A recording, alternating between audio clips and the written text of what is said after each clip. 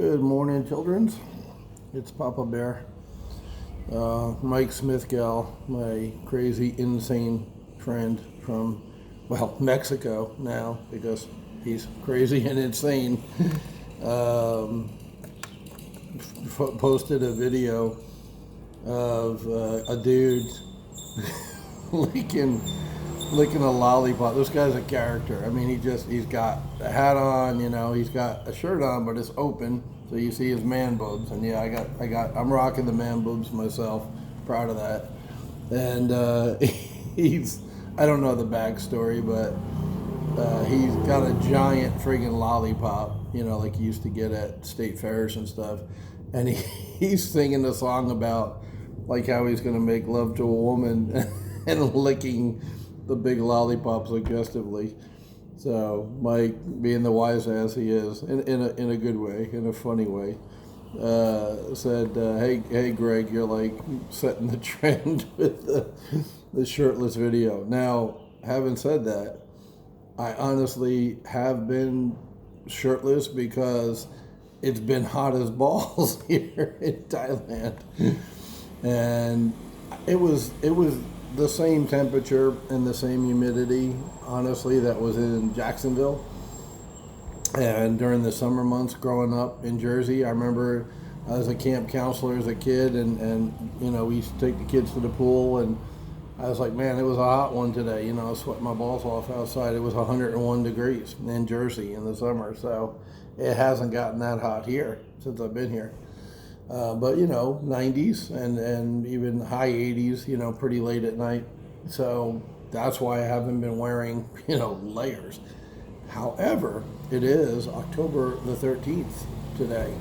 And I got up this morning, came out to have my morning cuppa, and I turned on the fan, because I always turn on the fan because it's hot as balls, right? I really need one of those screen things where I can write hot as ball across the bottom. And it's cool. I like it. I'm comfortable because I'm a fat guy. My girl is probably freezing her ass off because she's not a fat guy. But I turned the fan off. There's no fan on because it's really nice weather. And I can after living here almost a year or 6 months, because I was here in November last year, and I saw it in November, and it was gorgeous, as I like to say, fabulous. I get it. I know why this is season now, and why most of the tourists come October, November, December, or January. That's 4 months, because it really is nice, comfortable, because the sun will be out later. It's not overcast or anything now, but it's cool. I'll look up tomorrow before I do the thing. I'll look up the temp to tell you what it is. But I'd say low 80s, maybe high 70s, which I'm very comfortable. Like I used to put my AC in my house to 74 degrees. So that's my jam right there. But there might come a day. I mean, I hope I don't lose subscribers over this, but there might come a day when I wear a shirt in the morning, because it will be friggin' like 60 degrees. And while I do like it cool, I'm not a maniac. I'm not one of those polar bear people that jump in the ice cold water every year or whatever. At this point in my life, I don't have anything to prove to anybody, so sorry. I'm not jumping in the friggin' ice bath. So, getting on with the 13th, now that we're 4 minutes into the video.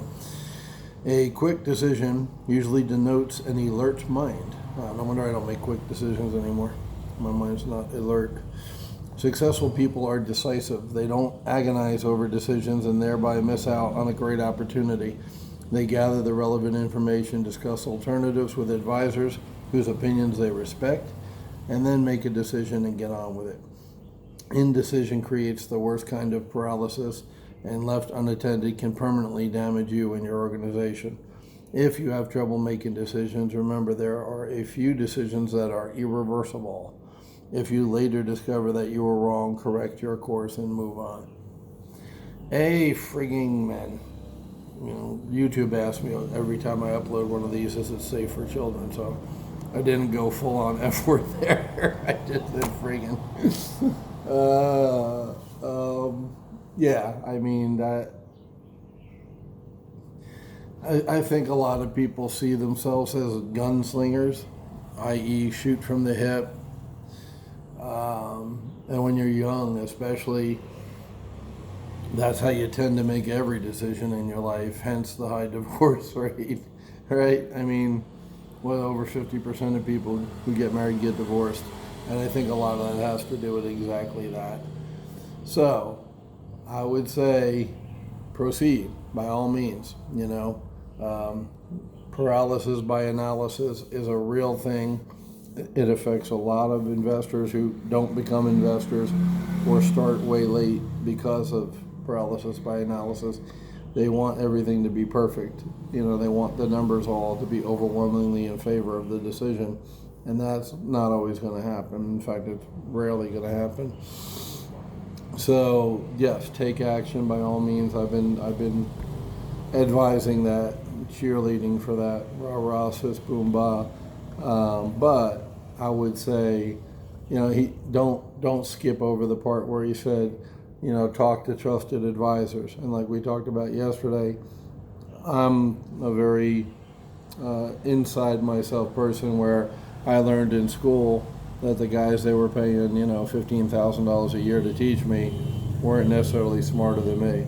Just because they called them a teacher didn't mean, they had all the answers. A lot of them were just guys and ladies trying to make a living. So I found it early on that, listen to the teacher, listen to what they say, absorb it, bounce that across everything else that you've gotten from books or whatever. But back then it was books, right? The internet wasn't really a thing in the early 1970s and 80s. So against your own store of knowledge, you evaluate what comes in and say, does that make sense based on other things I know and I've learned, right? So take action, but think it through. Really, in a nutshell, my process, and a lot of investors, I think, do the same thing. You'll look at an opportunity and you say, okay, if I do this, I'll make this much money, okay? Theoretically, pro forma, they call it. You're projecting what you think you're going to make when you buy a property, say, to flip it. Then I stop just for a minute, not for a day, not for a week. I'll give it a half an hour, 10 minutes, as long as it takes. I'll look and say, okay, what if I'm wrong? What if it doesn't sell in 3 months? What's that look like? How much money do I make then or lose? And then you once you have that data, now you can make a decision, a quick decision. Now you can say, is the risk, is the loss, if it is a loss, or is making 10,000 on a flip where you normally make 40,000, is that acceptable to try to make 40,000? Like I said, the average on a flip. And you got to weigh that, and only you know that answer, the acceptable risk level you're willing to take. And if not, pass on that one, but definitely jump on the next one. Don't make the mistake a lot of people make and say, oh, that whole thing doesn't work. Sure, it works. Plenty of people are doing it. Just maybe if the risk was too great for the reward, maybe that wasn't the right opportunity, the right house. But keep looking for other opportunities, keep the machine going. That's why you try to make your pipeline as big as possible so that you always have another deal to look at it. Because if you have to say no to one, and that might have been the right move to say no to one. Warren Buffett said the biggest thing he could recommend to other entrepreneurs is learn to say no. All right, the more he says no to, the richer he gets. Look it up on the internet. Warren Buffett said that. He's obviously very successful. But the key is he did take opportunities and he did plunk millions into different companies through stocks. And to do that, he looked at the numbers and said, yeah, the reward outweighs the risk. But you have to make that decision quickly. You can't let it take weeks and months and years. Otherwise, you'll never get anything done. That's it for today. Now, if you notice me a little peppier today, it's not from the big fat dude licking the lollipop, although that was vaguely erotic. Um, it's because we're going to Chiang Mai, and I'm always happy when we go to Chiang Mai because it's different. You know, it's the big city where this is a small town. I always eat in great restaurants there. I'm happy, happy, happy. I usually post videos about the different places we go. Last time we went, coming back up from the funeral, was no exception. There were some great places. So I will bring the book with me again, as I always do. I will not miss a day. I'll be true to my word, my promise to you guys. I'll bring the book. I'll do this again tomorrow, but I'll be doing it from Chiang Mai. We leave later this afternoon. We're just going to be staying for 2 days. I'm scouting locations for the music store. I'm pretty much settled on I'm going to open up a second business here, not relying on tourism because, you know, we've been getting our asses kicked because of COVID, and the government won't open the country up. I can't do anything about that. That frustrates me. I like to be in control of my own destiny. So I'm going to plunge a bunch of money into a music store in the big city. There's 1.1 million people there. It's enough to support several music stores. And I'll explain more. I'll do a whole video on the music store on my channel, especially when we open up. But I found a niche, and that's the key, is getting something that people can't readily get already in the big city. So I got my little niche where I want to be in a strata, a layer, and I'm going to go down and start looking at spaces.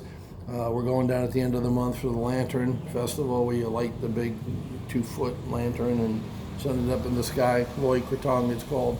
We actually went there. That was like our first date last November, a year ago. So it's that time again for the Lantern Festival. So we'll be going for that also at the end of October. But I just wanted to make a quick little 2-day run down there and start looking at some commercial spaces, which on the one hand, COVID has hurt this business significantly. If I didn't have boatloads of freaking cash, it would have killed this business, to be honest with you. The old owner, if she hadn't sold to me, would have closed the doors. Like a lot of doors are closed here. That's just reality. COVID's a small business killer. But on the other hand, the commercial real estate and residential real estate are dirt cheap in Chiang Mai right now. The prices are lower than they've ever been. Some of the villas I was looking at renting last year were like 50,000 baht, about 1,600 US a month, which is expensive for Thailand. Now they're friggin' villas. They're George Clooney type villas, in the Alps and Italy, I believe, up on the Swiss border he lives. I mean, they're massive houses, 3,000, 4,000 square foot, indoor swimming pools and all that stuff. Nice places. But still, $1,600 US a month is very expensive for Thailand. People live a lot cheaper here than that.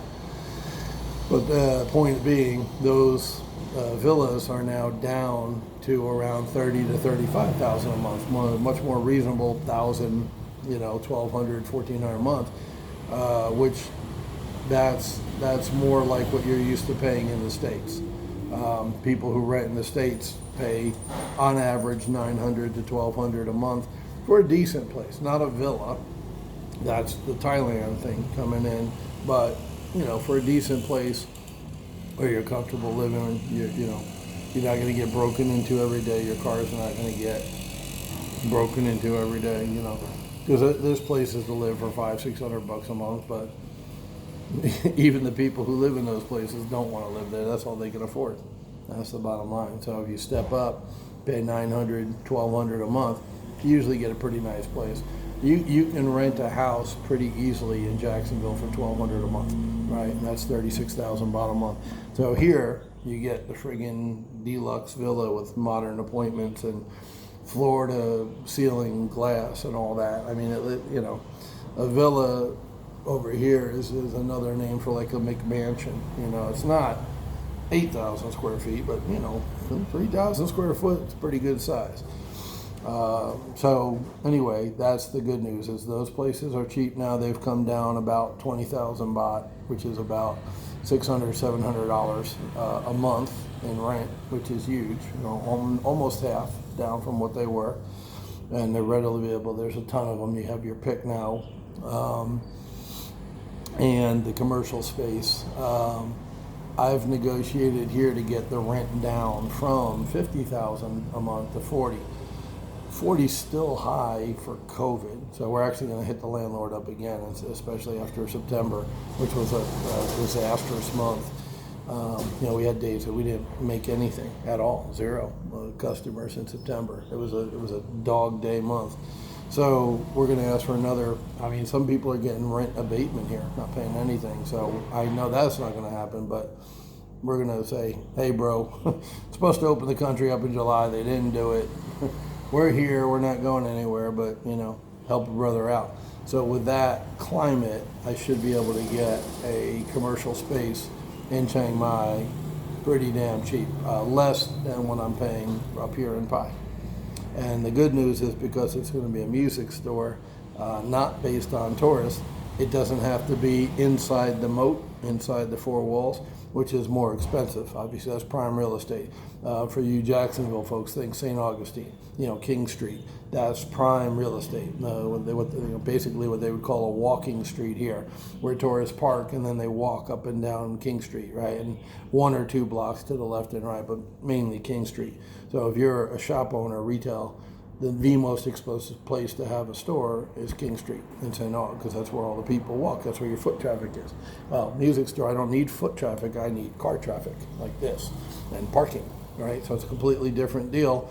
I need as much space as I can get, do repairs, do lessons, have retail space, but cheap with a huge parking lot. So that's, it's out there. I'm confident I will find it. It actually, what I'm going to go down and look for this time and next time is the best space, because right now I have my choice of commercial spaces because COVID has run so many friggin' people out of business. So like I said, in every disaster and every kind of bad thing, there's also opportunity, and the opportunity is to start a new venture if you have the cash. Thank God I was flipping houses in America, or I wouldn't be able to do shit right now. But if you've got the cash right now, there's opportunity because of COVID. And you're like, what, you bastard, you cold-hearted capitalist pig. What about all the people who are suffering? I'm suffering too. I'm right with them. I'm a small business owner in a tourist town. I get you. My heart does go out to the mom and pops. I talk about it all the time. I don't shop at 7-Eleven, to support them, just like I was getting towards boycotting Walmart because I don't believe in what they do. I think Walmart blows out mom and pop shops also. So I get you. COVID sucks. It's hurt a lot of people. I don't like it. I don't like the whole lockdown thing. I've said it several times. It's here. It's happened. And, I'm going to take advantage of it and open a non-tourist business up in the big city, 2.5, 3 hours southeast of here. That's it for today. Positive action plan. I mean, move forward, right? Life hands you lemons. Start a music store.